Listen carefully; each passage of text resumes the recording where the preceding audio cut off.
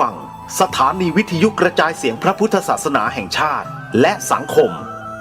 คลื่นเพื่อการศึกษาพระพุทธศาสนาและวัฒนธรรมระบบ FM 104.5 เมกะเฮิรตซ์รายการต่อไปเป็นรายการคดีโลกคดีธรรม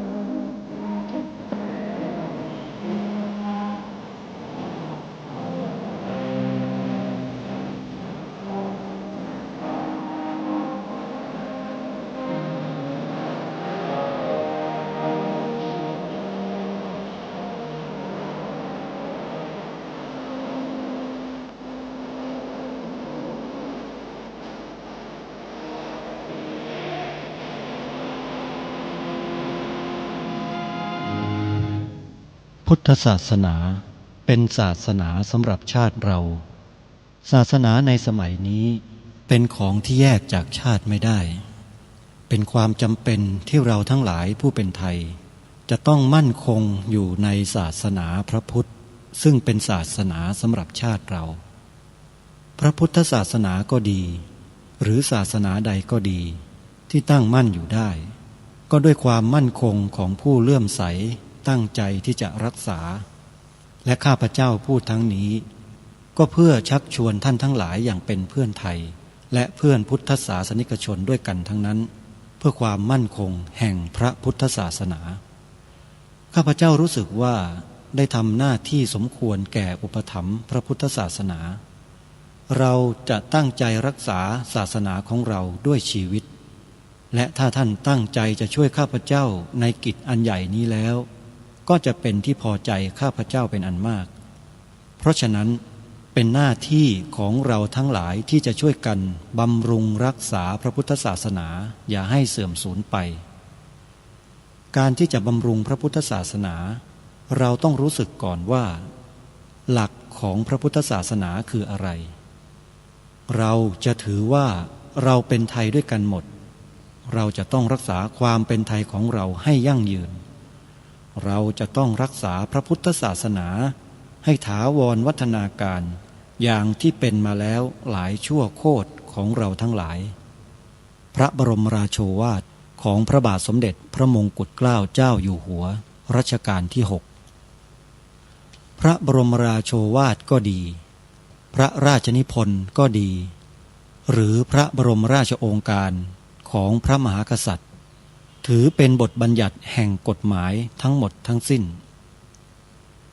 การบัญญัติให้พระพุทธศาสนาเป็นศาสนาประจำชาติไทยไว้ในรัฐธรรมนูญจึงเป็นสิ่งที่ถูกต้องทั้งกฎหมายและทางโบราณราชประเพณีการบัญญัติให้พระพุทธศาสนาเป็นศาสนาประจำชาติไทยไว้ในรัฐธรรมนูญย่อมเป็นหลักค้ำประกันให้กับประชาชนคนไทยว่าตนได้ปฏิบัติตามกฎหมายอย่างแท้จริงการบัญญัติให้พระพุทธศาสนาเป็นศาสนาประจำชาติไทยไว้ในรัฐธรรมนูญมิได้เป็นการลิดรอนสิทธิเสรีภาพของผู้ใดแต่เป็นการยืนยันความจริงตามกฎหมายและประวัติศาสตร์ชาติไทยการบัญญัติให้พระพุทธศาสนาเป็นศาสนาประจำชาติไทยไว้ในรัฐธรรมนูญจะทำให้พระพุทธศาสนาได้รับการอุปถัมภ์และคุ้มครองจากรัฐดุจเดียวกันกับที่องค์พระมหากษัตริย์ทรงกระทำมาการบัญญัติให้พระพุทธศาสนาเป็นศาสนาประจำชาติไทยไว้ในรัฐธรรมนูญจะป้องกันพระพุทธศาสนาไม่ให้ถูกลัทธินิกายนอกศาสนากระทำการใดๆได้ด้วยอุบายต่างๆนานาการบัญญัติให้พระพุทธศาสนาเป็นศาสนาประจำชาติไทยไว้ในรัฐธรรมนูญจะทำให้สังคมไทยมีแต่ความสุขร่มเย็นเป็นธรรมทั้งต่อคนศาสนาอื่นและคนสัญชาติอื่นได้อย่างแท้จริงแต่ถ้าไม่บัญญัติให้พระพุทธศาสนาเป็นศาสนาประจำชาติไทยไว้ในรัฐธรรมนูญในอนาคตประเทศไทยจะต้องตกอยู่ในสถานะเดียวกันกับพื้นที่3 จังหวัดชายแดนภาคใต้อย่างแน่นอน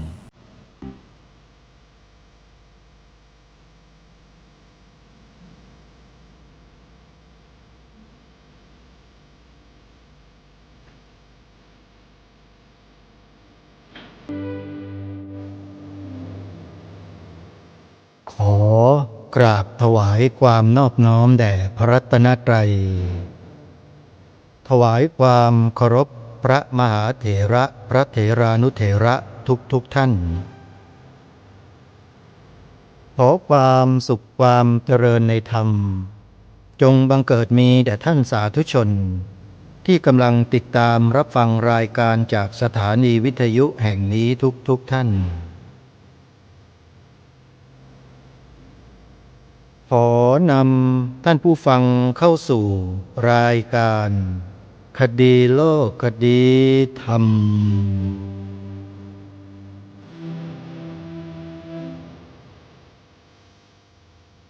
พบกันวันนี้วันขึ้น12 ค่ำเดือนยี่วันนี้ตรงกับวันพุธที่31 ธันวาคมพระพุทธศักราช 2568 รายการคดีโลกคดีธรรมมีให้ท่านผู้ฟังติดตามรับฟังเป็นประจำทุกวันทางสถานีวิทยุแห่งนี้ท่านสามารถติดตามรับฟังรายการนี้ทางโทรศัพท์มือถือของทุกท่านได้โดยเฉพาะท่านที่มีโทรศัพท์มือถือสมาร์ทโฟนระบบ Android ท่านสามารถดาวน์โหลดแอปพลิเคชันที่ชื่อว่าวิทยุพุทธศาสนาทั่วไทย เพื่อติดตามรับฟังรายการนี้ได้ และยังสามารถรับฟังรายการธรรมะอีกเป็นจำนวนมากมายมหาศาลผ่านแอปพลิเคชันดังกล่าวนี้ได้ด้วยตลอด24 ชั่วโมงฟังได้ทุกพื้นที่ในโลกสาธุชนผู้ฟังทุกท่านแอปพลิเคชันที่ว่านี้เนี่ยพระสงฆ์ไทยเราเป็นผู้พัฒนาขึ้นมาเพื่อเปิดธรรมะให้ญาติโยมสาธุชนได้รับฟังกันได้โดยสะดวกที่ว่าโดยสะดวกก็เพราะมันอยู่ในโทรศัพท์มือถือของเราเลยแต่ท่านต้องดาวน์โหลดแอปพลิเคชันตัวเนี้ยเข้ามาไว้ในโทรศัพท์ให้ได้ก่อนโยมจดชื่อแอปพลิเคชันไว้แล้วไปบอกให้ลูกๆหลานๆเด็กๆเยาวชนที่เขาเล่นสมาร์ทโฟนเก่งๆเนี่ยให้เขาทำให้หรือไปตามร้านโทรศัพท์แล้วบอกเจ้าหน้าที่ให้เขาทำให้ก็ได้แต่อาตมาไม่แนะนำให้ไปที่ร้านเพราะทุกวันนี้พนักงานในร้านโทรศัพท์เราก็ไม่รู้จักว่าเป็นใครแล้วเขาจะทำอะไรกับโทรศัพท์ของเราเราก็ไม่รู้โยมอาตมาจึงไม่ค่อยจะแนะนำให้โยมไปที่ร้านนะเพื่อจะไปอัปโหลดดาวน์โหลดอะไรพวกนี้ทำเองให้เด็กๆแนะนำเราก็ได้ใครที่เขาเป็นเราก็ขอคำแนะนำจากเขาแล้วให้เขาเนี่ยสอนบอกเราโดยให้โทรศัพท์เนี่ยอยู่กับมือเราโดยตลอดถ้าไปอยู่ในมือคนอื่นอาจจะพลั้งพลาดได้อันนี้เตือนไว้เฉยๆเพราะโลกยุคปัจจุบันนั้นไว้ใจได้ยากโลกแห่ง AI ญาติโยมมันทำอะไรเร็วมากโอนบัญชีเงินฝากเรานี่แป๊บเดียวเท่านั้นน่ะขนาดมันอยู่คนละซีกโลกกับเรานะมันยังมาเอาเงินในโทรศัพท์เราได้เลยเนี่ยมันเป็นอย่างนี้โลกยุคปัจจุบันท่านผู้ฟังยุคดิจิตอลเพราะฉะนั้นอย่าไปกลัวถ้าเราจะดาวน์โหลดแอปพลิเคชันเพื่อฟังธรรมะเนี่ยอย่าไปกลัวโยมหาคนที่เราไว้ใจได้เพื่อนๆของเราญาติธรรมของเราครูบาอาจารย์ที่เป็นพระสงฆ์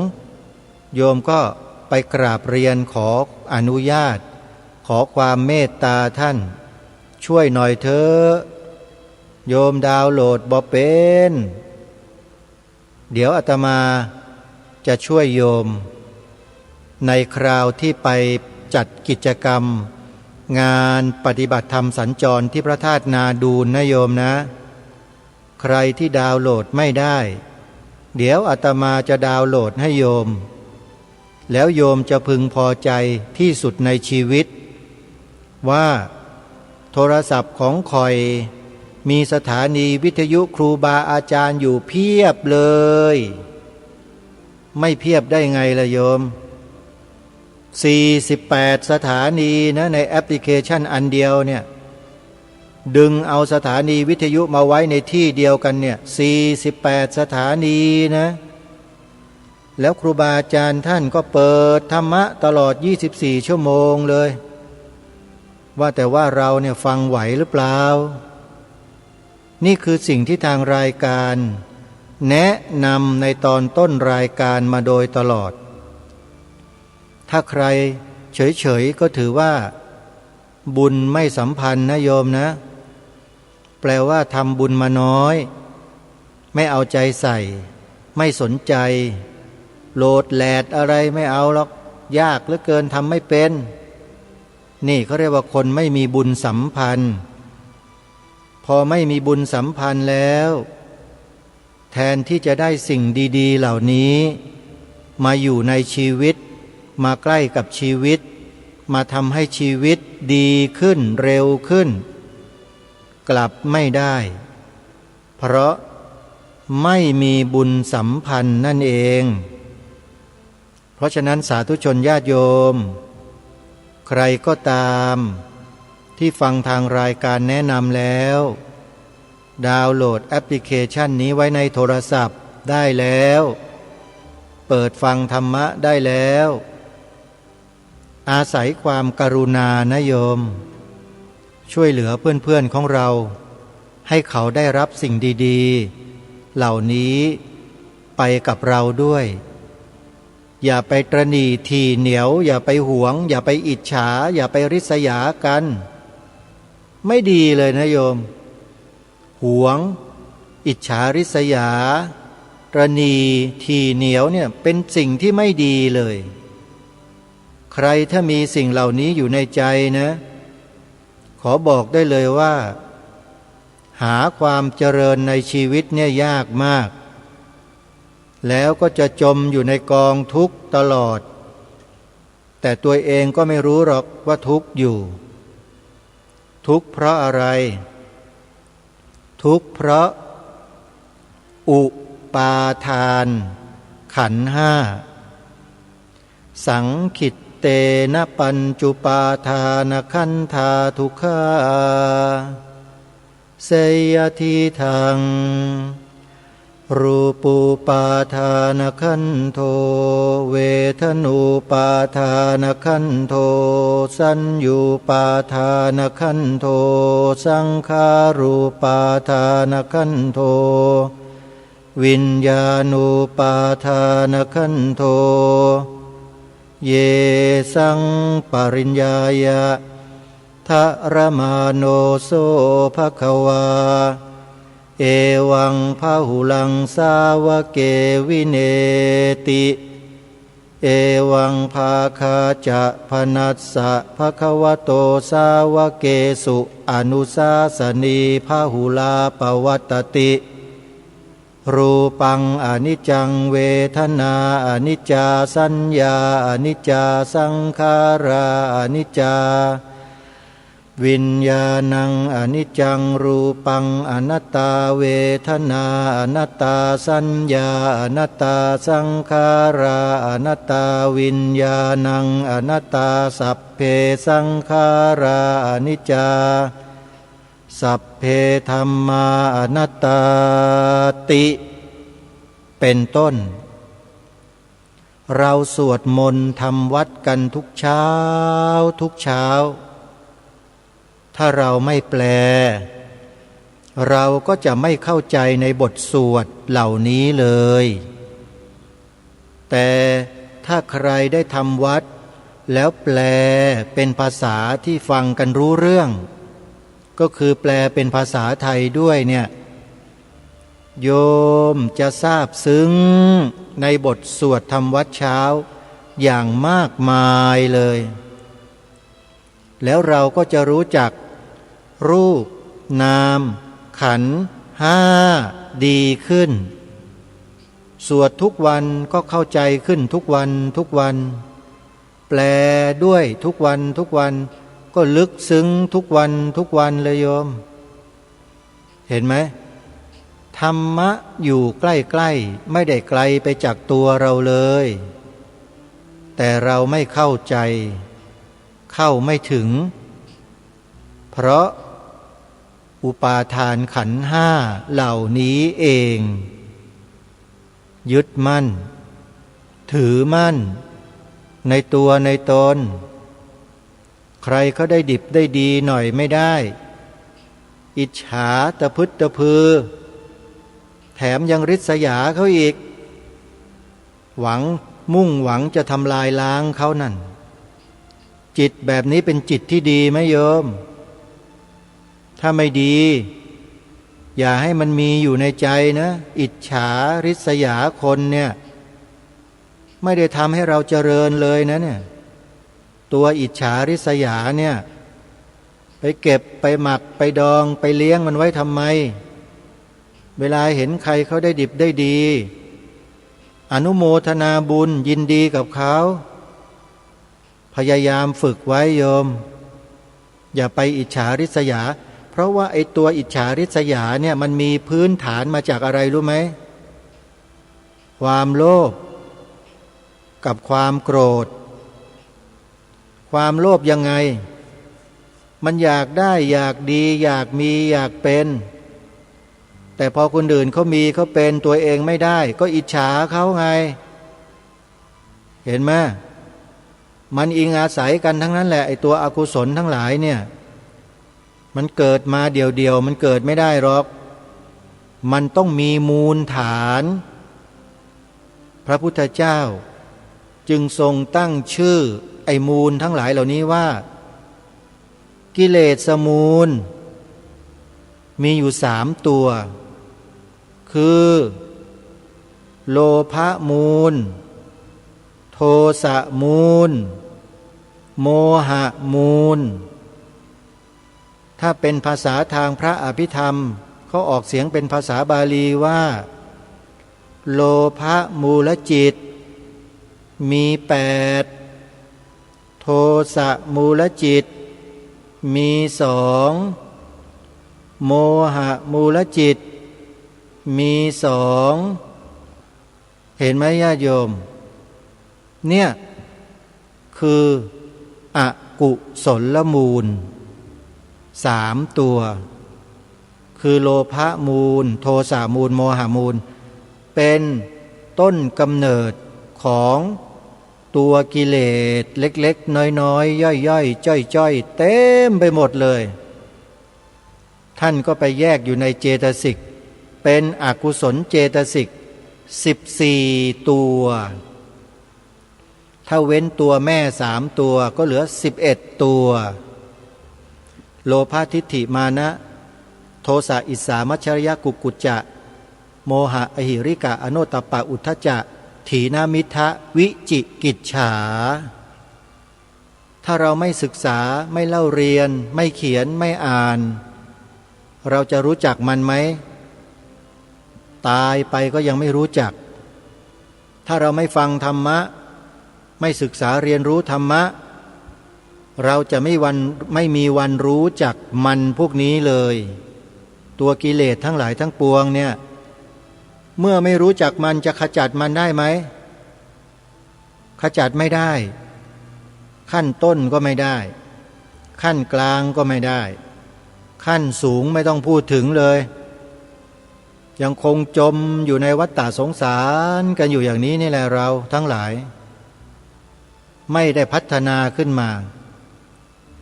เพราะฉะนั้นการที่ทางรายการมาตอกมาย้ำมาซ้ำให้พวกเราดาวน์โหลดแอปพลิเคชันวิทยุพุทธศาสนาทั่วไทยไว้ในโทรศัพท์มือถือของโยมเนี่ยถือว่าเป็นความกรุณาความสงสารต้องการให้ญาติโยมทุกท่านผู้ฟังทุกท่านเนี่ยได้ฟังธรรมะ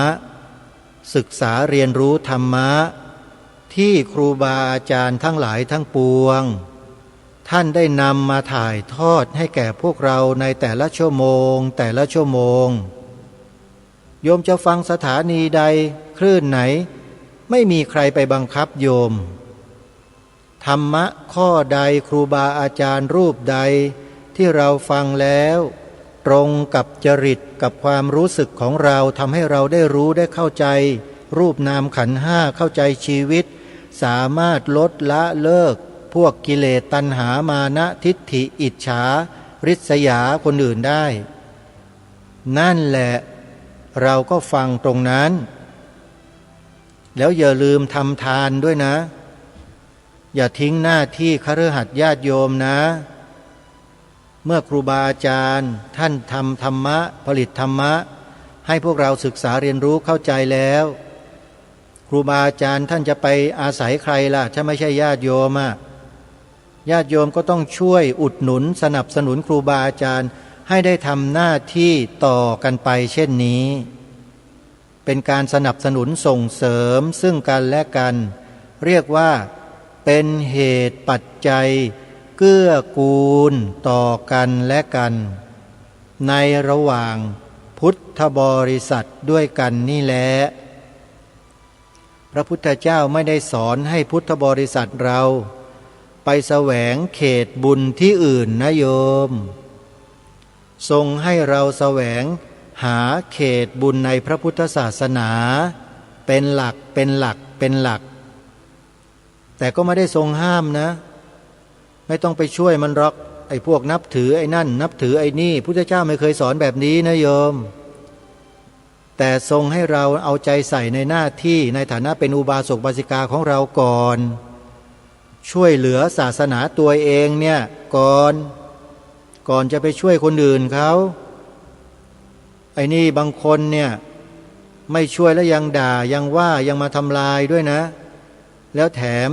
ยังไปยกยอปอปั้นคนอื่นเขาอีกไอ้แบบนี้ก็มีนะคนที่อ้างว่านับถือพุทธนับถือพุทธบอกว่าบวชมาแล้ว5 วันบวชมา7 วันอะไรพวกเนี้ยท่านประธานที่เคารพกระผมเนี่ยก็เป็นคนที่เคยบวชมาแล้วผมทราบดีท่านประธาน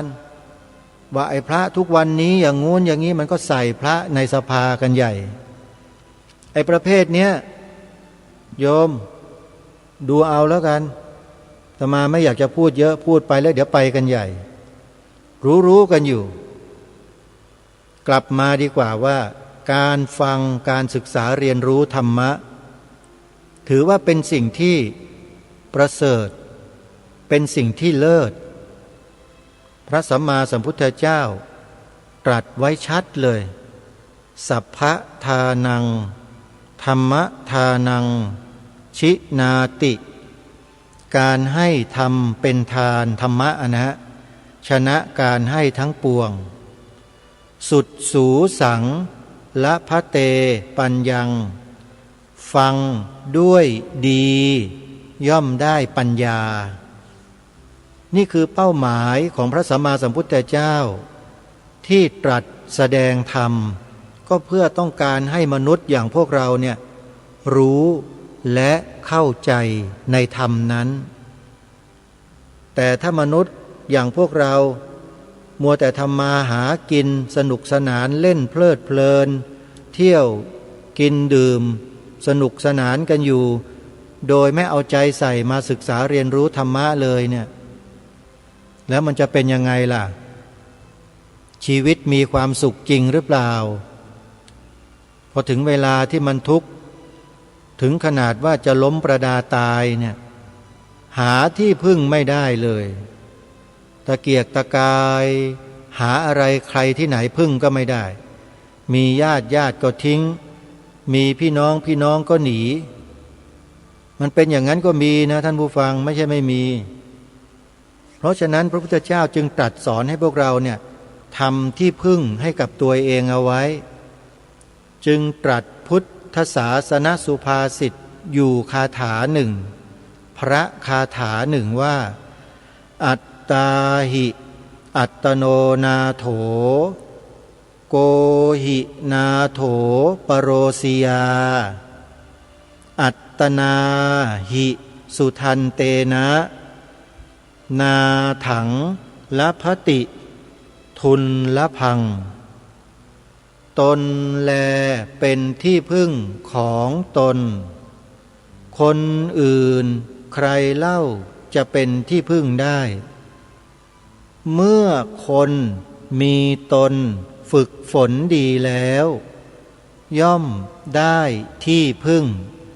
ที่ได้โดยยากชัดเจนไหมโยมพวกเราเคยฝึกฝนตนเองกันบ้างหรือยังฝึกฝนตนในที่นี้ไม่ได้หมายความว่าวิ่งออกกำลังกายเล่นยกน้ำหนักยกเวทอะไรต่างๆไม่ใช่นะไม่ใช่อย่างนั้น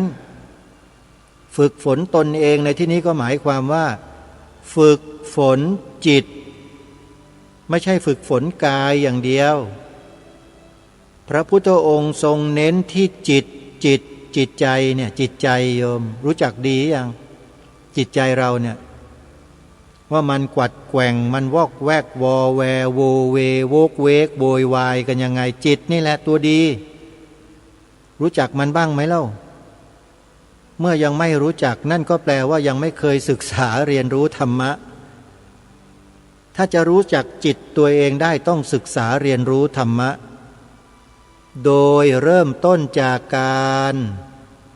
ฟังเคยฟังธรรมะบ้างหรือยังถ้าเคยฟังแล้วรู้จักจิตรู้จักใจตัวเองบ้างหรือยังถ้ารู้จักแล้วทำไมยังโกรธรู้จักแล้วทำไมยังอิจฉาเขารู้จักแล้วทำไมยังไปด่าไปว่าเขาล่ะรู้จักแล้วทำไมยังไปเคืองเขาล่ะไปแค้นเขาล่ะนี่แหละถ้ารู้จักจริงมันจะไม่มีสภาวะพวกนี้ถือว่าเป็นกิเลสที่หยาบมากนะหยาบนะอาตมาถือว่าหยาบคนที่ไปอิจฉาริษยาเขาเนี่ยหยาบนะโยมจิตใจยังหยาบอยู่แล้วก็ไปดูหมิ่นคนอื่นนะยกตนข่มท่านนะพวกนี้เอาดีเข้าตัวเอาชั่วให้คนอื่นพวกนี้หยาบนะอย่าไปทำอย่างนั้นอย่าไปมีอย่างนั้นจงศึกษาเรียนรู้จิตเรียนรู้ใจให้ดีให้เท่าทันโยมการทำให้เรารู้จักจิตรู้จักใจของตัวเองอย่างเท่าทันได้มีวิธีเดียวที่พระพุทธเจ้าสอนนะคือการเจริญสติปัฏฐานสี่นี่แหละคือทางออกที่ถูกต้องที่สุดมีทางเดียวเอกายโนมัคโคและเป็นทางเข้าไปสู่โพธิปักขิยธรรม37นี่แหละคือด่านแรกเลยเห็นไหมสติปัฏฐานสี่เนี่ยครูบาอาจารย์ในสมัยอดีตท่านจึงพยายามที่จะเน้นเรื่องสติปัฏฐานสี่ให้มากเพื่อนำผู้คนเนี่ยให้เข้าสู่กระแสของโพธิปักขิยธรรม37โพธิปักขิยธรรม37ประการนี้แหละเป็นแนวทางนำไปสู่ความหลุดพ้นจากทุกข์ทั้งปวงได้เริ่มต้นจากนี้เลยสติปัฏฐานสี่ท่านผู้ฟังซึ่งทางรายการเคยย้ำมาแล้วในช่วงที่ผ่านมาก็คงจะไม่ต้องไปอธิบายอะไรกันให้มากลงมือทำกันเลยถ้าใครยังไม่เคยก็ไปฝากตัวกับครูบาอาจารย์ที่สำนักปฏิบัติธรรมต่างๆอย่างตอนเนี้ยกำลังปฏิบัติธรรมกันอยู่เลยเนี่ยวัดป่าจริยธรรมญาติโยมกำลังปฏิบัติสติปัฏฐานสี่เจริญวิปัสสนากรรมฐานกันอยู่เลยช่วงงานส่งท้ายปีเก่าต้อนรับปีใหม่จัดมาตั้งแต่วันที่28ธันวาคมมาแล้ววันนี้วันสิ้นปีเก่าเข้าสู่ปีใหม่ที่วัดป่าจริยธรรมวัดศรีอุดมวงศ์วัดต่างๆทั่วราชอาณาจักร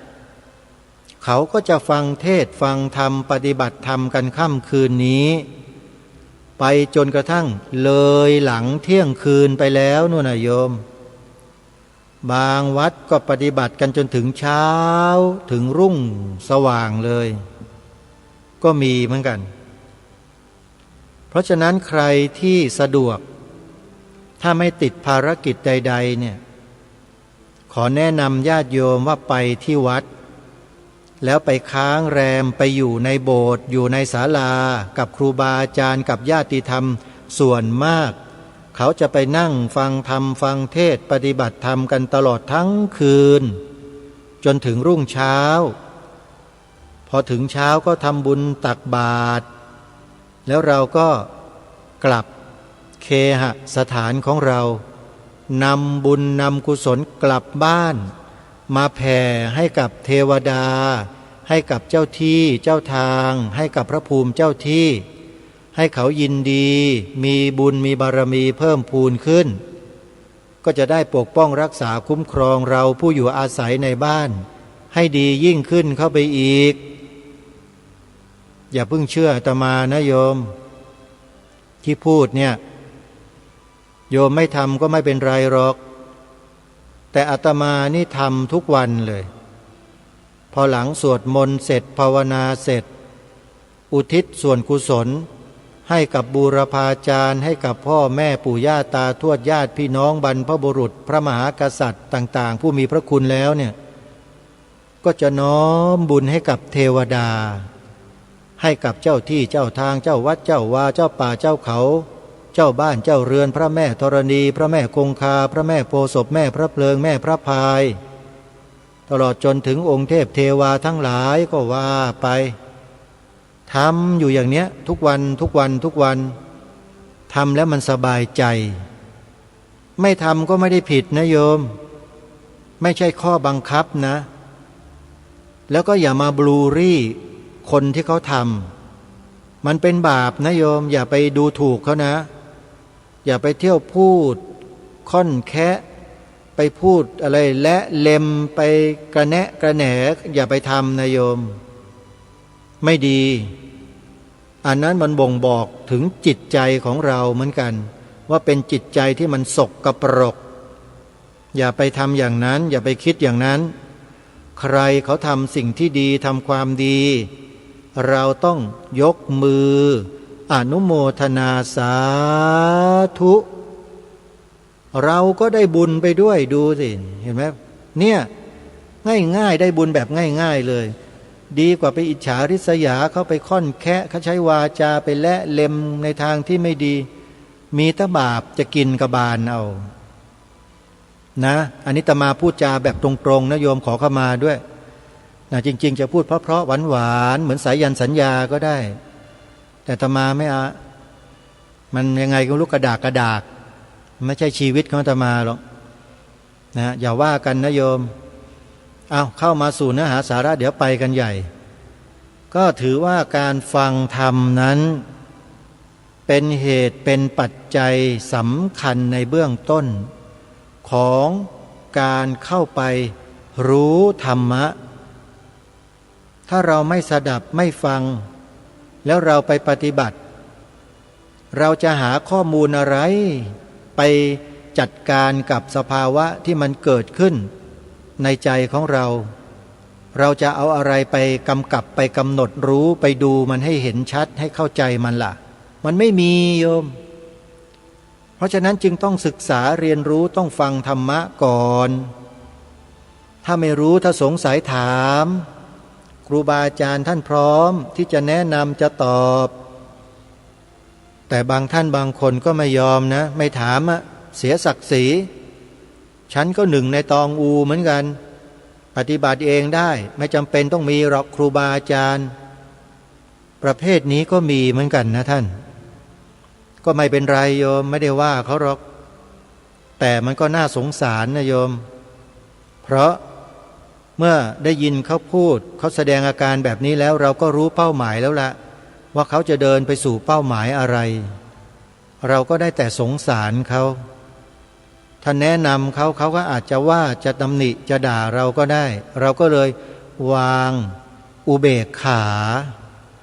แผ่เมตตาให้ขอให้เธอไปดีแค่นั้นเองโยมแล้วเราก็ปฏิบัติของเราไปอย่างอาตมามีหน้าที่พูดก็พูดแนะนำญาติโยมไปบอกญาติโยมไปอย่างวัดป่าจริยธรรมเนี่ยเขาจัดงานสวดมนต์ข้ามปี2 ปี7 วัน28 ธันวาคมถึง3 มกราคมศกหน้า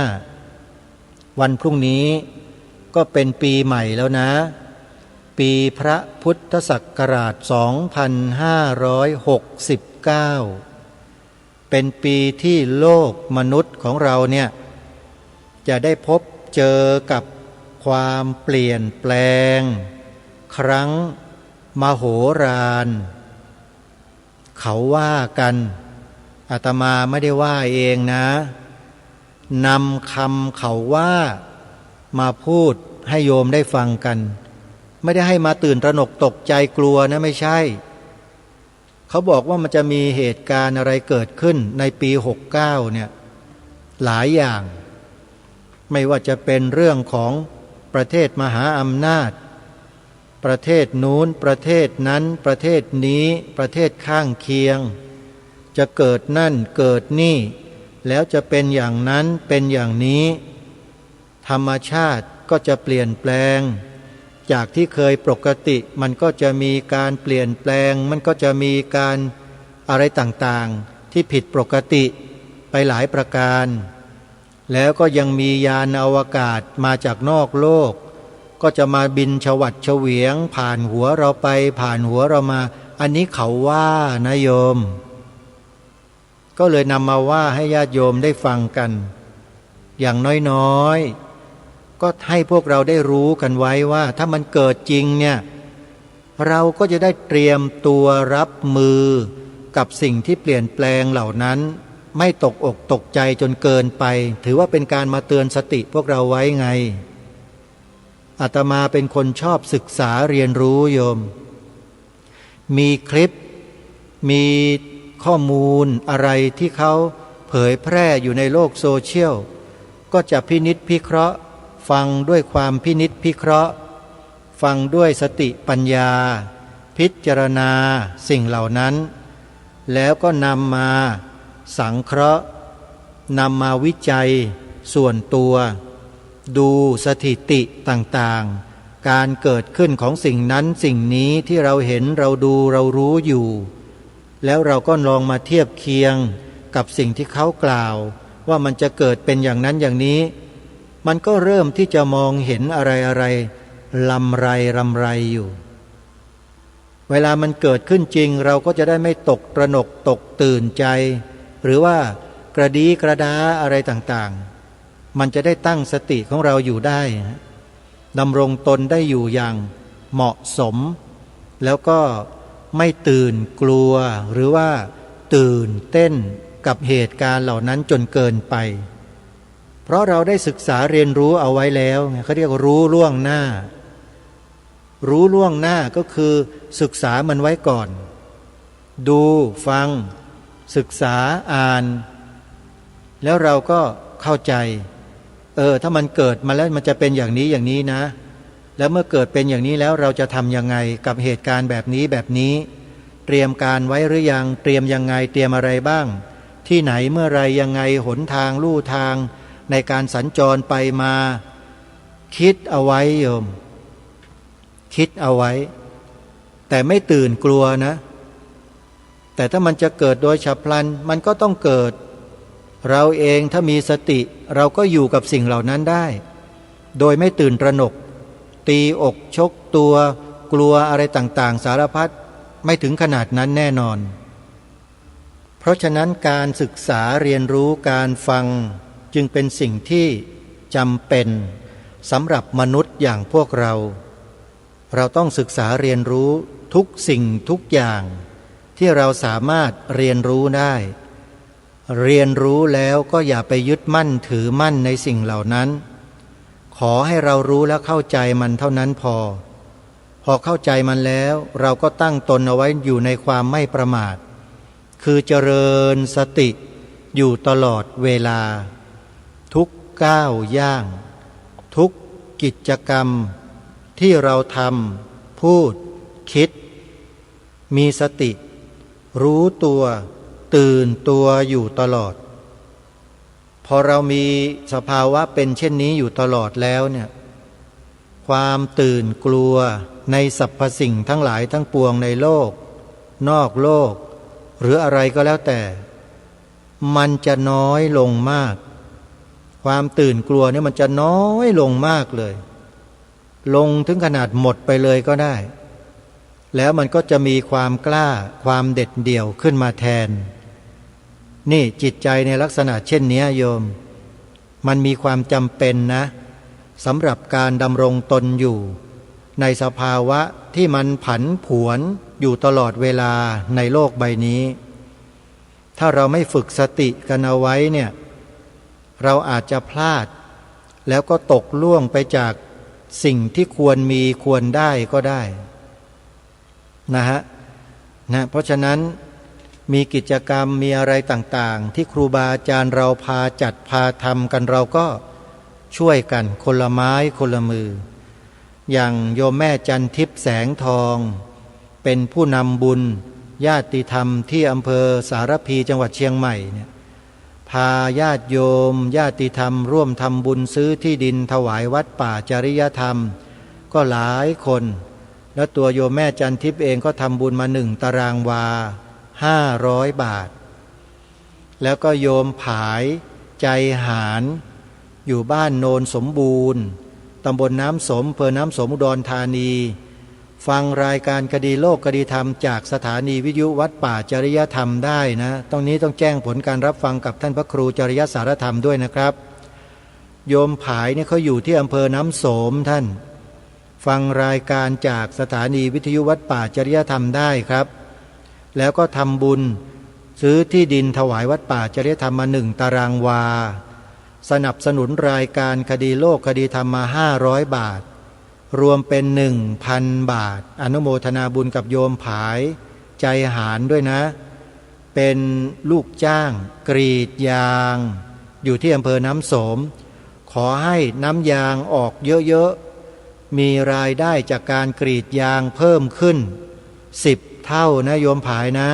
ขอให้รวยโยมแล้วก็อีกท่านหนึ่งอาตมาระลึกนึกถึงโยมท่านนี้มาตลอดเพราะโยมท่านนี้เนี่ยเป็นผู้หลักผู้ใหญ่อยู่ในจังหวัดเชียงใหม่คนหนึ่งแหละที่บอกว่าเป็นผู้หลักผู้ใหญ่เดี๋ยวโยมฟังก่อนนะไม่ได้มีตำแหน่งใหญ่โตอะไรหรอกแต่เป็นผู้ใหญ่ในสกุลหนึ่งฟังรายการคดีโลกคดีธรรมจากสถานีวิทยุวัดฝายหินทำไมถึงรู้เพราะโยมบอกว่าฟังตอนกลางคืนเที่ยงคืนตี 1ทุกวันฟังท่านแล้วก็จดเบอร์เอาไว้โยมขอร่วมทำบุญซื้อที่ดินถวายวัดป่าจริยธรรมผ่านรายการคดีโลกคดีธรรมด้วย 1,000 บาท2 ตารางวาเดี๋ยวอาตมาจะโอนปัจจัยเข้าไปที่วัดป่าจริยธรรมให้ขออนุโมทนาบุญกับญาติโยมทั้ง3ด้วยนะโยมผายใจหารก็ทำในนามรายการคดีโลกคดีธรรมด้วยขออนุโมทนาบุญด้วยนะโยมขอให้ทุกท่านจงมีสุขภาพที่แข็งแรงมีจิตใจที่กล้าแกร่งยึดมั่นอยู่ในคุณงามความดีอย่าได้โอนเอ็นอย่าได้ง่อนแง่นคลอนแคลนขอให้ปักหลักแห่งคุณงามความดีลงไว้บนผืนแผ่นดินนี้นะตลอดไปจงหนักแน่นจงมั่นคงแล้วก็ขอให้ทรงความเป็นไทยของเราเอาไว้การทรงความเป็นไทยไว้ได้นั้นคนไทยเราต้องท่องจำบทพระราชนิพนธ์ความหมายธงไตรรงค์กันให้ได้ในเบื้องต้นถ้าคนไทยไม่สามารถท่องจำบทพระราชนิพนธ์ความหมายธงไตรรงค์ได้เนี่ยความเป็นคนไทยของท่านไม่สมบูรณ์อันนี้ขอบอกไว้เลยนะโยมนะและถ้าใครท่องได้วันงานปฏิบัติธรรมสัญจรที่พระธาตุนาดูลในเดือนมกราคมเนี่ยเดือนหน้าเนี่ยจะถึงแล้ววันที่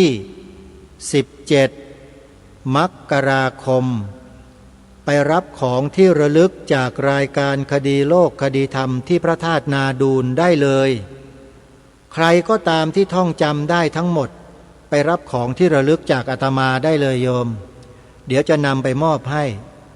อาตมามีของมอบให้โยมเป็นของประจำรายการคดีโลกคดีธรรมโดยเฉพาะเลยโยมมีชื่อคดีโลกคดีธรรมติดอยู่ด้วยนะโยมนะไปรับกันแต่เงื่อนไขคือต้องท่องจำบทพระนิพนธ์ความหมายธงไตรรงค์ไปแลก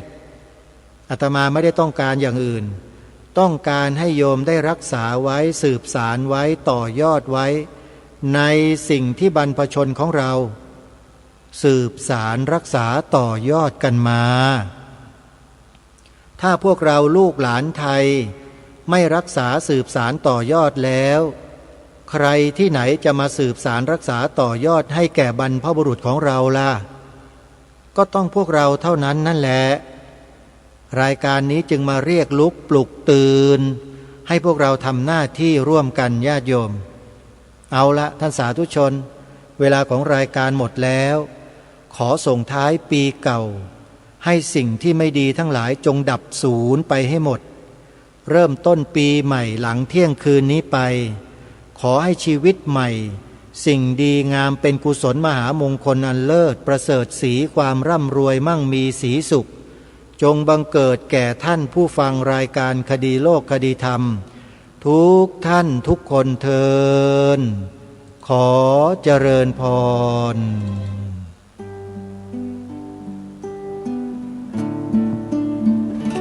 กล้าคิดก็ต้องกล้าทำอย่ากลัวถ้าทำความดีเร่งศึกษาปัญหาให้ทันท่วงทีเมืองไทยจะพัฒนากว่านี้รายการดีๆคดีโลกคดีธรรมขอรำพันบรรยายความคิดเครื่องไม้แห่งสีทั้งสามงามถนัดขาวคือบริสุทธิ์สีสวัสดิ์หมายพระไตรรัตน์และธรรมะคุ้มจิตไทยแดงคือโลหิตเราใสซึ่งยอมสละได้เพื่อรักษาชาติศาสนาน้ำเงินคือสีโสภาอันจอมประชาถ้าโปรดเป็นของส่วนองค์จัดริ้วเข้าเป็นไตรรงค์จึงเป็นสีธงที่รักแห่งเรา